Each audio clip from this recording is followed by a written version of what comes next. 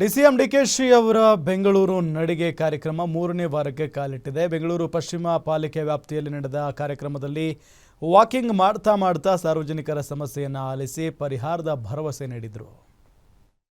ಮುಗೋರಿನ ಗವಿಯಲ್ಲಿ ತೋಳಗಳು, ತೋಳಗಳ ದಾರಿಯಲ್ಲಿ ಸಿಂಹ. ನೀನ್ ಬರ್ಲಿಟ್ಟಿದ್ದೆಲ್ಲ ನಿಂದೆ. ಆ ಏರಿಯಾಗಳನ್ನ ಅಗಸ್ತ್ಯ ಕಂಟ್ರೋಲ್ ತಗೊಳಕ್ ಶುರು ಮಾಡ್ದ.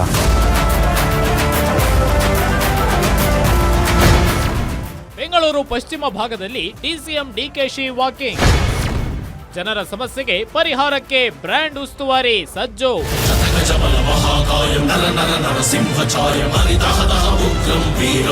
ಕಳೆದ 2 ವಾರದಿಂದ ಡಿಸಿಎಂ ಡಿಕೆ ಶಿವಕುಮಾರ್ ಬೆಂಗಳೂರು ನಗರ ಜನರ ಸಮಸ್ಯೆ ಆಲಿಸೋ ಕೆಲಸ ಮಾಡ್ತಿದ್ದಾರೆ. 1.5 ಕೋಟಿ ಇರೋ ಬೆಂಗಳೂರು ಜನರು ತನ್ನ ಬಳಿ ಬಂದು ಸಮಸ್ಯೆ ಹೇಳ್ಕೊಳ್ಳೋದಕ್ಕೆ ಆಗೋದಿಲ್ಲ ಅನ್ನೋದನ್ನ ಅರಿತ ಡಿಸಿಎಂ ಬೆಂಗಳೂರು ನಡಿಗೆ ಕಾರ್ಯಕ್ರಮ ಆಯೋಜಿಸಿದ್ದಾರೆ. ಅದೇ ರೀತಿ ಇಂದು ಬೆಂಗಳೂರು ಪಶ್ಚಿಮ ಪಾಲಿಕೆಯ ಹಾರೋಹಳ್ಳಿ ಗಾಂಧಿ ಉದ್ಯಾನವನದಲ್ಲಿ ನಡಿಗೆ ಕಾರ್ಯಕ್ರಮ ಆಯೋಜಿಸಿದ್ರು.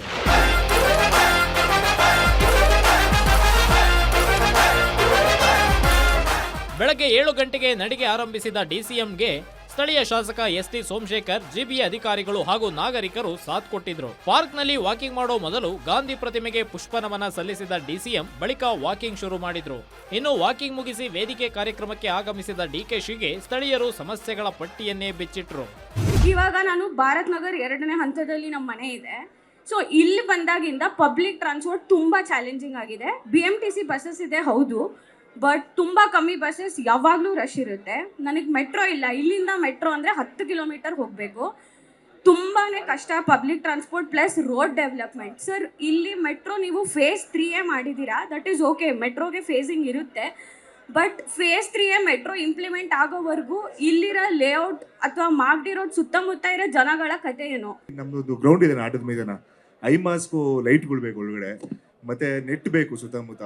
ಅದು ರೆಸಿಡೆನ್ಸಿಯಲ್ ಒಳಗಡೆ ಗ್ರೌಂಡ್ ಇರೋದ್ರಿಂದ ಈ ಮಕ್ಳುಗಳು ಬಾಲ್ ಆಡಿದ್ರೆ ಮನೆಗಳಿಗೆ ತೊಂದರೆಗಳಾಗ್ತಿದ್ದಾವೆ. ಬಡಾವಣೆಗಳಲ್ಲಿ ಯಾವ ರಸ್ತೆಗಳಲ್ಲೂ ನಮ್ದು ನೇಮಿಂಗ್ ಬೋರ್ಡ್ ಇಲ್ಲ, ಅಡ್ರೆಸ್ಸಿಂಗ್ ಬೋರ್ಡು, ಕ್ರಾಸ್ ಆಗಲಿ ಮುಖ್ಯ ರಸ್ತೆ ಆಗಲಿ ಅದೊಂದು ವ್ಯವಸ್ಥೆ ಮಾಡ್ಕೊಡ್ಬೇಕಾಗುತ್ತೆ.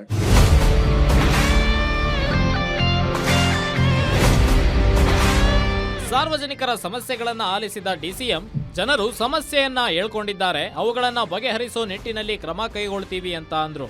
ನೋಡಿ, ಈ ಭಾಗ ಇದು ಹೊಸ ಏರಿಯಾ, ಇದು ಹಳೆ ಏರಿಯಾ ಅಲ್ಲ.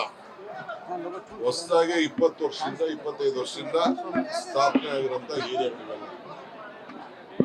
ಇದು ಜಾಸ್ತಿ ಒತ್ತಡ ಇದೆ. ಇಲ್ಲೆಲ್ಲ ಮಿಡಲ್ ಕ್ಲಾಸ್ ಜನ ಇರೋದು, ಎಲ್ಲ ಮಿಡಲ್ ಕ್ಲಾಸು ಜನ ಜಾಸ್ತಿ ಇರೋದು. ಬಹಳ ಜನ ಹೊಸದಾಗಿ ಬಂದು ಸೇರ್ಕೊಂಡಿದ್ದಾರೆ. ಕೆಂಪೇಗೌಡ ಲೇಔಟ್ ಕೂಡ ಇಲ್ಲೇ ಪಕ್ಕದಲ್ಲೇ ಇದೆ. ಸೊ ಅನೇಕ ಸಮಸ್ಯೆಗಳು, ಮೂಲಭೂತ ಸೌಕರ್ಯ ಇದೆ.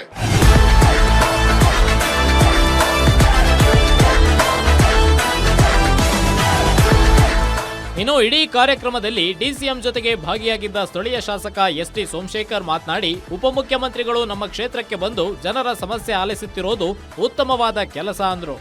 ಅವರಿಗೆ ಒಂದು ಮಾಹಿತಿ, ಉಸ್ತುವಾರಿ ಆದಮೇಲೆ ಒಂದು ಮಾಹಿತಿ ಆಯಿತು. ಇಷ್ಟು ದೊಡ್ಡ ಬೃಹದಾಕಾರ ಬೆಂಗಳೂರನ್ನ ಡೆವಲಪ್ಮೆಂಟ್ ಮಾಡಲಿಕ್ಕೆ ಅನಾನುಕೂಲ ಆಗ್ತಾ ಇದೆ, ಸಾರ್ವಜನಿಕರಿಗೆ ಸ್ಪಂದಿಸ್ತಕ್ಕಂಥದ್ದು ಅನಾನುಕೂಲ ಆಗ್ತಾ ಇದೆ. ಇದನ್ನು ವಿಂಗಡಣೆ ಮಾಡಬೇಕು ಅಂತಕ್ಕಂಥದ್ದು ದೃಷ್ಟಿಯನ್ನು ಇಟ್ಟು ಅಸೆಂಬ್ಲಿಲಿ ಇಟ್ಟು ಅದನ್ನು ಸದನ ಸಮಿತಿ ಮಾಡಿ ಎಂಟೈರ್ ಬೆಂಗಳೂರಿನ ಎಲ್ಲ ಜನಸಾಮಾನ್ಯರು ಆ ಗ್ರೇಟರ್ ಬೆಂಗಳೂರು ವ್ಯಾಪ್ತಿಯಲ್ಲಿ ಬರಬೇಕು, ಅವರ ಸಮಸ್ಯೆಗಳನ್ನು ಹೇಳಬೇಕು. ಇದು ಬೆಂಗಳೂರು ಡಿವೈಡ್ ಆಗಬೇಕಾ ಬೇಡವಾ ಅಂತಕ್ಕಂಥದ್ದು ಓನ್ಲಿ ಅಡ್ಮಿನಿಸ್ಟ್ರೇಷನ್ ದೃಷ್ಟಿಯಿಂದ ಇವತ್ತು ಗ್ರೇಟರ್ ಬೆಂಗಳೂರಿನ 5 ಭಾಗಗಳಾಗಿ ವಿಂಗಡಣೆ ಆಗಿದೆ. ಡಿಸಿಎಂ ಅವರ ಇಂದಿನ ನಡಿಗೆ ಕಾರ್ಯಕ್ರಮದಲ್ಲಿ ಯಶವಂತಪುರ ವಿಧಾನಸಭಾ ಕ್ಷೇತ್ರದ ಜನರು ಭಾಗಿಯಾಗಿ ತಮ್ಮ ಕ್ಷೇತ್ರದಲ್ಲಿರೋ ಸಮಸ್ಯೆಗಳನ್ನ ಡಿಸಿಎಂ ಮುಂದೆ ಹೇಳ್ಕೊಂಡಿದ್ದಾರೆ. ಇದಕ್ಕೆಲ್ಲ ಡಿಸಿಎಂ ಯಾವ ರೀತಿ ಪರಿಹಾರ ಮಾಡ್ತಾರೆ, ಕ್ಷೇತ್ರದಲ್ಲಿ ಎದುರಿಸುತ್ತಿರೋ ಸಮಸ್ಯೆಗಳಿಗೆ ಶಾಶ್ವತ ಮುಕ್ತಿ ಹೇಗೆ ನೀಡುತ್ತಾರೆ ಅನ್ನೋದನ್ನ ಕಾದು ನೋಡಬೇಕಿದೆ. Durgesh Nayak, political bureau, Guarantee news.